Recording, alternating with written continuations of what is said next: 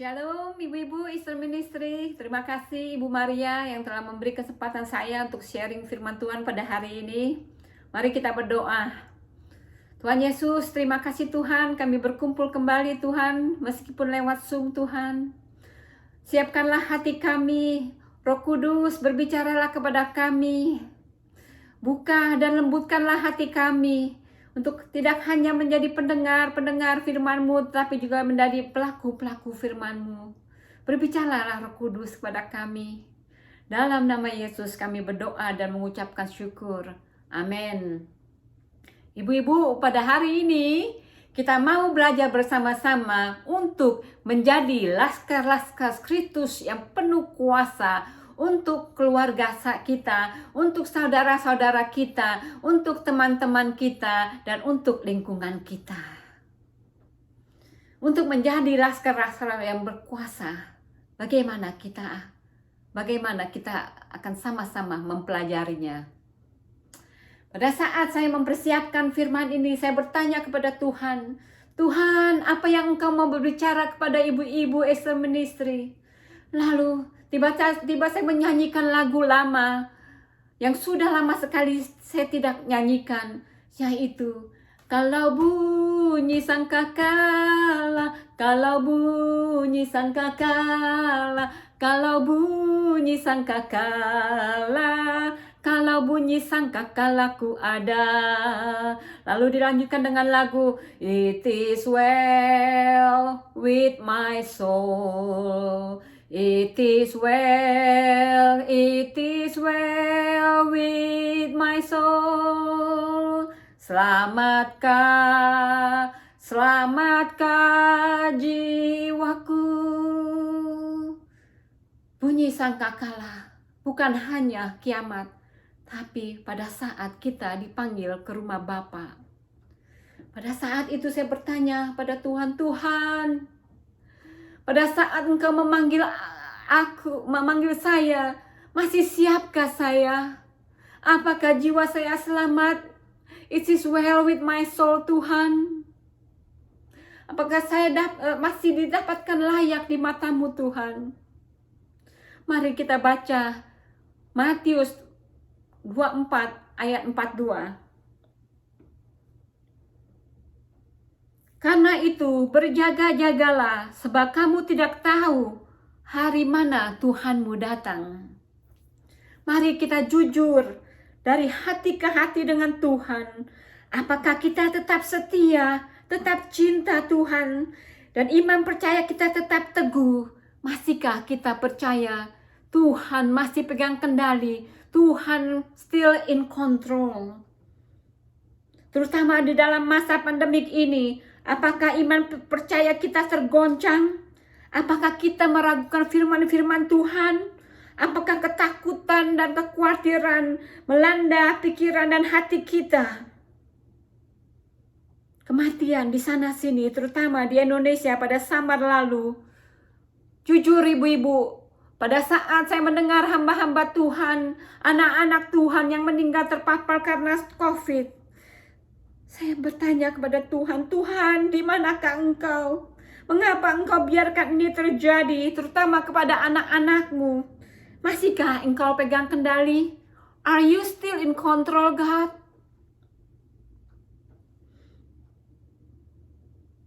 Ibu-ibu, sejak zaman pandemik ini, saya banyak mendengar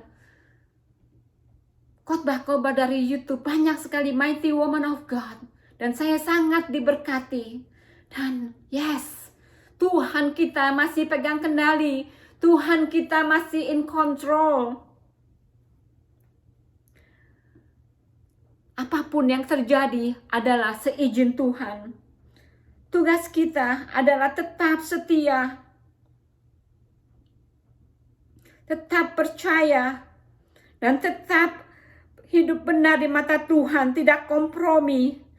Tetap cinta Tuhan, sehingga pada saat bunyi sangkakala berbunyi, ku ada dan didapatkan layak di hadapan Tuhan.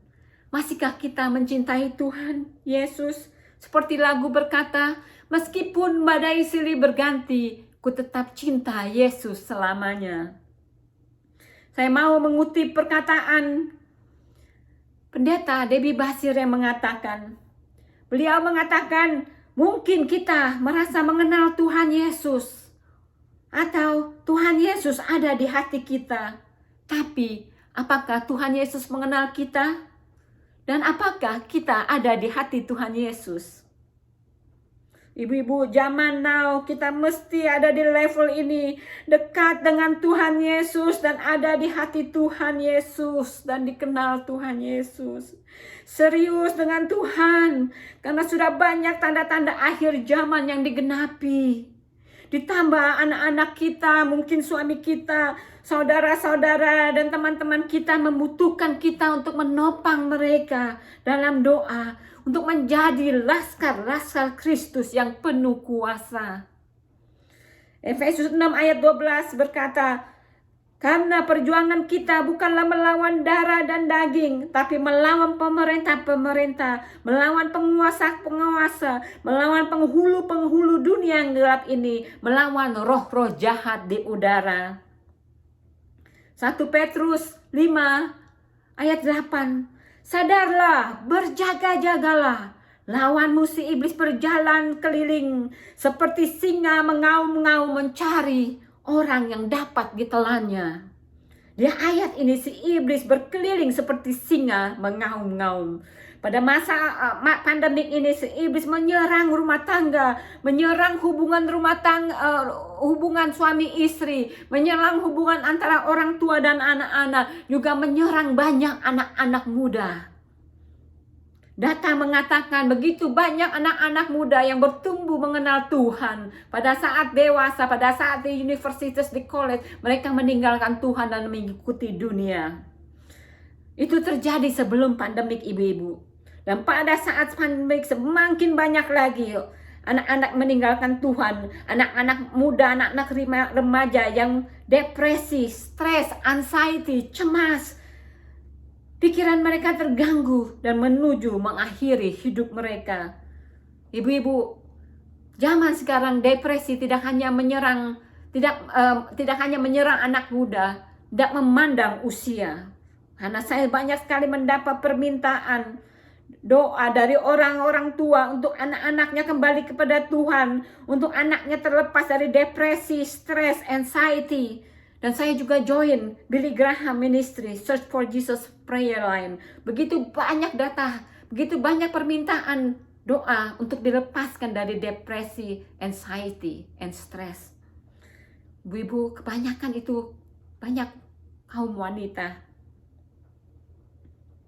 Lukas 10 ayat 17 sampai 19 berkata, kemudian ke-70 murid itu kembali dengan gembira dan berkata, Tuhan, juga setan-setan takluk kepada kami demi nama-Mu. Lalu Yesus berkata kepada mereka, aku melihat iblis jatuh seperti kilat dari langit. Sesungguhnya aku telah memberi kuasa kepada kamu untuk menginjak ular dan kalajengking dan kuasa untuk menahan kekuatan musuh sehingga tidak ada yang akan membahayakan kamu. There is power in the name of Jesus. Ada kuasa di dalam nama Yesus. Tuhan memberi kuasa kepada kita, memberi authority kepada kita anak-anaknya yang hidup benar di mata Tuhan untuk melawan kuasa-kuasa iblis dengan kuasa Tuhan. Sehingga kita bisa melakukan peperangan rohani untuk anak-anak kita, saudara-saudara kita, juga teman-teman kita yang kita kasihi. Untuk menerima kuasa dan authority, ada tanggung jawab. Tanggung jawab kita adalah hidup menyenangkan hati Tuhan, hidup benar di mata Tuhan, hidup kudus di mata Tuhan, cling sama Tuhan, dan percaya akan kuasanya. 1 Yohanes 4 ayat 4b berkata, sebab roh yang ada di dalam diri kita lebih besar dari roh yang ada di dalam dunia. Jadi kita tidak usah takut sama si iblis, karena roh Tuhan yang ada di dalam kita lebih besar dari roh yang ada dalam dunia. Kita percaya bahwa Tuhan kita sangat berkuasa, sangat sanggup dan sangat mampu. Amin. dari yang kita setelah pelajari, kalau kita mempraktekannya, sekarang kita adalah ibu-ibu yang sudah siap menjadi laskar-laskar Kristus yang penuh kuasa, siap dalam peperangan karena Tuhan berserta kita dan kita imani kita diberi kuasa, authority melawan kuasa roh jahat. Dan selanjutnya bagaimana? Mari kita pelajari untuk menjadi laskar-laskar Kristus. Mari kita baca Yohanes 14 ayat 6. Yesus berkata, "Akulah jalan, kebenaran, dan hidup. Tidak ada seorang pun yang datang kepada Bapakku kalau tidak melalui aku." Pasti kita di sini sudah mengetahui ayat ini, sudah hafal dengan ayat ini. Saya bertanya kepada suami saya, apakah kita benar-benar meyakini ayat ini? Apakah? Dan dia spontan menjawab dengan sedikit kesal. What stupid question is this? Tentu saja aku mempercayai ayat ini. Ibu-ibu, saya mau bertanya. Tolong dijawab dalam hati sejujurnya dengan Tuhan. Apakah kita benar-benar mempercayai ayat ini? Ingat, ayat ini dikatakan sendiri sama Tuhan Yesus. Kita tidak mau anak-anak kita atau suami kita, saudara-saudara kita, teman-teman yang kita kasihi akan binasa. Kita mau jiwa mereka diselamatkan sehingga pada saat bunyi sangkakala mereka ada. Kalau kita benar-benar mempercayai iman ini, cara kita berdoa buat mereka akan berubah. Kita tidak hanya berdoa sejenak untuk keselamatan mereka, tapi kita akan berdoa dengan sungguh-sungguh, dengan hati yang dengan menangis dengan air mata. Saya mau memberi contoh ibu-ibu. Pada waktu kita melihat ada seorang buta yang sedang berjalan dan kita melihat ada lubang itu, dan kita tidak mau orang buta itu jatuh, kita pasti akan berteriak, berlari untuk mencegah si buta ini untuk tidak jatuh ke lubang itu. Dan kalau kita terlambat, orang buta itu jatuh ke lubang itu, kita akan menyesal. Aduh Tuhan, seandainya saya lebih cepat, seandainya saya bisa menyetop orang buta itu tidak jatuh ke lubang itu. Ibu-ibu, keselamatan lebih besar dari jatuh terluka di lubang. Keselamatan antara hidup dan kekal dan hidup binasa di neraka. Kalau kita benar-benar mengimani, mempercayai ayat ini, tidak hanya di bibir tapi di hati, doa kita akan berubah.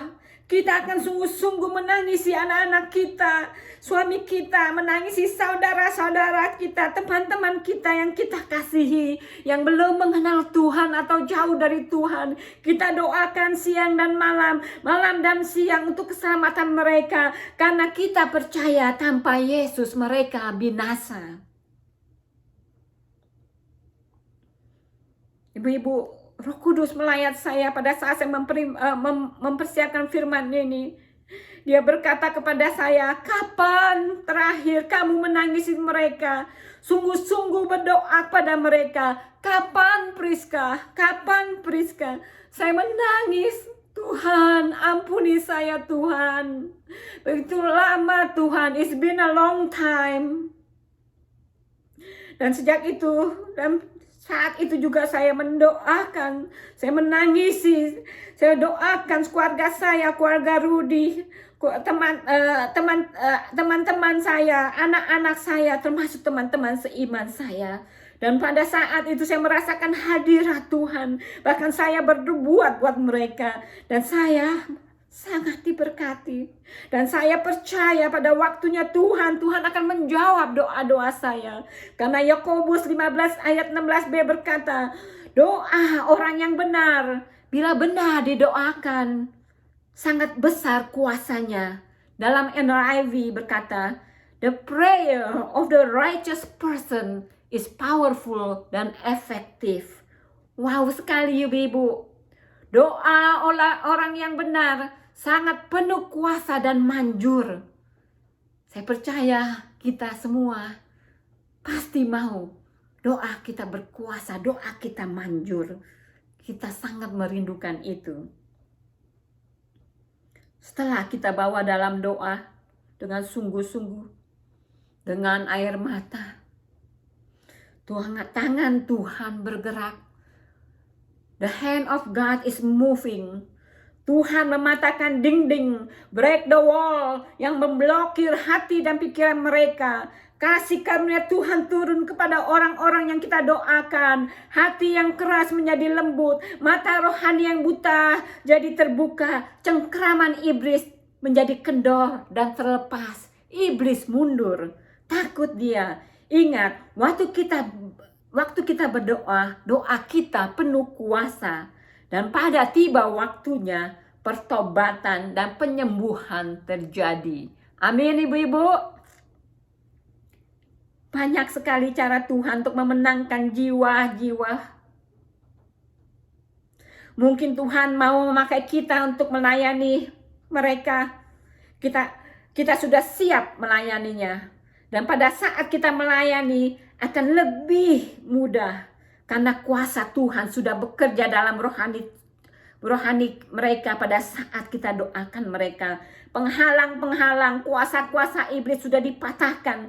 Kita bisa melayani mereka dengan pimpinan Roh Kudus dan hikmatnya pada waktunya Tuhan. Atau kita bisa mengundang mereka ke Easter Ministry. Kita bisa mengundang mereka ke gereja. Atau kita dalam zaman sekarang kita bisa memakai multimedia untuk share, untuk membagikan khotbah-khotbah dari YouTube yang begitu berkuasa penuh dahsyat yang telah memberkati kita bagikan kepada orang-orang yang kita kasihi. Saya percaya Tuhan akan menjawab doa-doa kita karena keselamatan adalah kerinduan Tuhan juga. Itu sebabnya Yesus datang ke dunia sehingga kita tidak binasa, melainkan memperoleh hidup yang kekal. Ibu-ibu, pada saat saya mempraktekkan firman Tuhan ini, sesuatu terjadi. Tangan Tuhan bergerak. The hand of God is moving. Pada hari saya berdoa pagi-pagi. Saya berdoa, saya menangisi keluarga saya menangisi keluarga Rudy, saya menangisi anak-anak saya menangisi teman-teman, juga teman-teman seiman saya. Dan pada saat itu ibu-ibu, jam 5 sore, anaknya Rudy menelpon saya, dia menangis. Dia bilang, kami baru pulang dari rumah sakit, Titan depresi berat. Kami bawa ke dokter dia bilang, telepon suicide line. Dia menangis, saya tidak mau kehilangan anak saya. Saya tidak mau anak saya tergantung dengan obat. Lalu Roh Kudus membimbing saya untuk melayani Cindy dan memberi pengharapan, memberi encouragement, memberi dorongan, juga memberi doa. Kita akhiri dengan doa. Dan pada keesok harinya ibu-ibu, saya menerima telepon dari sister-in-law saya, kakaknya Rudy punya istri. Dia telepon saya dan dia curhat ibu-ibu. Katanya dia baru selesai operasi, perlu pemulihan 6 minggu, lalu papanya sakit, lalu juga suaminya akan dioperasi juga. Dan banyak lagi, panjang sekali curhatnya. Pada saat dia curhat ibu-ibu, saya berdoa, Roh Kudus layani dia. Singkat cerita, setelah selesai curhat, saya bertanya, bolehkah saya berdoa buat kamu? Lalu ini pertama kali ibu-ibu saya memberanikan diri untuk bertanya, kepada dia, bolehkah saya berdoa buat kamu? Karena saya tahu keluarga Rudy anti Tuhan. Mereka sudah mengatakan kepada kami, keep your religion to yourself. Dan pada saat saya bertanya, bolehkah saya berdoa buat kamu? Dia menjawab, sure, please. Dan saya doakan. Saya doakan satu persatu. Dan pada saat setelah saya selesai doakan, saya memberi kesaksian di mana Tuhan Yesus itu begitu baik kepada saya, di mana Tuhan Yesus adalah penyembuh berkuasa. Saya memberi kesaksian. Dia sangat kaget ya. Dia tidak pernah mendengar kesaksian dari saya, kesaksian kehidupan rohani saya. Dan dia sangat berterima kasih dan tidak ada kata-kata negatif. Puji Tuhan. Saya telah mengabarkan Injil kepada sister in law saya ini. Juga ibu-ibu, pada hari ketiga saya diberi kesempatan untuk melayani anak teman saya, anak teman doa saya yang kena depresi berat, yang harus pergi ke rehabilitasi. Saya datang, saya mengunjungi mereka. Roh Kudus menuntun saya untuk melayani anak ini. Namanya Emmanuel. Ibu-ibu, setelah seminggu kemudian saya teks cucu saya. Cucu saya ini umur 17. Anaknya baik, perenang, sekolahnya pinter. Dan dia dapat depresi berat. Yang seperti saya katakan, dia harus telepon suicide line. Lalu kami tidak tahu, kami hanya tahu sejak 2 minggu yang lalu. Tapi kami tahu setelah dia pindah dari Port Saint John ke Vancouver Island, Duncan, anak ini di sekolah tidak mendapatkan teman karena teman-teman pada grouping, dan ini yang membuat dia stres sekali. Saya tidak tahu. Stres sekarang udah menuju ke depresi yang berat. Dan pada saat saya teks dia jawab, ibu-ibu. Dia jawab teks saya right away. Biasanya tuh dijawabnya 2-3 hari. Lalu setelah itu saya tanya, saya bilang, kalau kamu ada waktu, telepon Grandma ya. Lalu dia bilang, oke, Grandma. Lalu saya 2 jam kemudian dia telepon aku. Wow. Lalu tapi pada saat itu saya sibuk sekali. Pada saat itu saya sibuk, saya menolong orang membangun rumah. Dan saya bilang, oke, I call you back, oke? Lalu saya hari itu sibuk sekali sampai jam 9 malam saya ada waktu. Dan Tuhan, Roh Kudus mengingatkan saya, telepon Titan. Lalu saya berdoa, Tuhan, Yesus, Holy Spirit, lead saya Tuhan. Saya telepon Titan. Lalu saya bicara. Lalu saya layani dia seperti saya melayani anak teman saya. Saya memperkenalkan siapa itu Yesus, apa yang Tuhan Yesus bisa lakukan, bagaimana Tuhan Yesus sangat mencintai dia dan sangat berkuasa dan mampu dan sanggup menolong dia. Tapi ada keraguan di hatinya, banyak tanya jawab yang terjadi, dan dengan tuntunan Roh Kudus saya bisa menjawab pertanyaan dia. Dan singkat cerita, saya akhiri dengan doa. Pada saat saya selesai berdoa, saya berkata kepada dia, Titan, Grandma mau kamu berdoa kepada Tuhan Yesus. Ungkapan isi hatimu. Lalu dia rada kaget ya. Karena, oh really? Karena dia tuh gak pernah berdoa. Lalu saya bilang, terus dia tanya, doa dalam hati atau doa out loud? Dengan suara. Lalu saya bilang, terserah kamu, seenaknya kamu, secomfortable-nya kamu. Lalu dia bilang, ya, saya akan doa out loud. Saya bilang, oke. Dalam hati saya, yes, praise the Lord.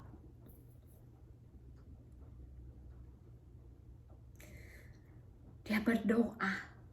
Saat dia berkata, dia ucapkan, Lord Jesus, saya merasakan hadirat Tuhan. Dia menangis. Dia berkata, Lord Jesus, help me to not give up my life. Help me not to, that I can go on with my life. Banyak kata-kata help me, help me. Saya menangis dan saya berkata di dalam hati, Tuhan, dengarkanlah suara anakmu minta tolong. yang tidak berdaya, yang penuh kehancuran, keputusasaan, merasa tidak ada harapan. Hanya Engkau Tuhan yang bisa menolong Tuhan. Tuhan, turunkanlah belas kasihan-Mu dan kasih karunia-Mu kepada Titan. Lalu setelah berdoa, saya bertanya kepada dia, "How you feel? Gimana perasaan kamu sekarang?" Dia menjawab, "I feel good." Saya merasa agak baikan. Dan saya berkata kepada dia, pada saat kamu menyebutkan Lord Jesus, saya merasakan hadirat Tuhan, kamu meng-acknowledge Yesus sebagai Tuhanmu. Tuhan mendengar teriakan minta tolongmu, dan Tuhan Yesus menjawab doa-doamu. Grema percaya itu. Kamu percaya, oke? Dia bilang, oke, Grema. Lalu saya berkata, kamu sudah tahu siapa itu Jesus, apa yang sudah dilakukannya, apa kuasanya, dan hasilnya, dan apa, dan gimana dia sangat mencintai kamu. Dan kamu mempunyai future future yang terbaik. Apakah kamu mau menerima Tuhan Yesus sebagai Tuhanmu, sebagai juru selamatmu, sebagai temanmu yang setia? Dan dia menjawab, ibu-ibu, yes please, praise the Lord. Saya leading dia dalam doa salvation. Amin. Saya percaya Titan dan juga Emmanuel akan terlepas dari depresi dan hidup penuh kemenangan bersama Tuhan Yesus. Tolong Tuhan Yesus, tolong ibu-ibu bantu doa Titan dan Emmanuel. Rasakan, anggaplah dia ini anak-anakmu. Doa dengan cucuran air mata, doa dengan sungguh-sungguh, sehingga anak ini akan dilepaskan total dari depresi. Terima kasih ibu-ibu. Saya percaya pada waktunya Tuhan, kita akan mendengar kabar gembira. Heaven rejoice, jiwa-jiwa mereka diselamatkan, mereka disembuhkan karena doa-doa kita, iman percaya kita, karena kesetiaan kita kepada Tuhan, dan terutama karena belas kasihan dan kasih karunia Tuhan bersama mereka, dan nama Tuhan Yesus saja dimuliakan.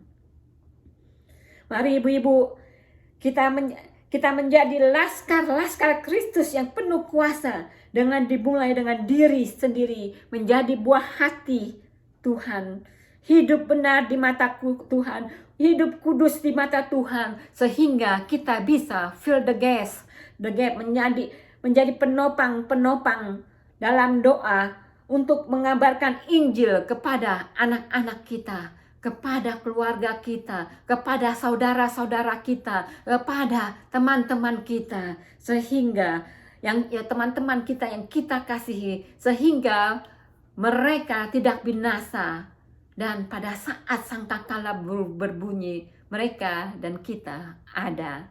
Amin. Puji Tuhan, praise the Lord. Semoga firman Tuhan ini memberkati. Mari kita menjadi pelaku-pelaku firman Tuhan. Amin.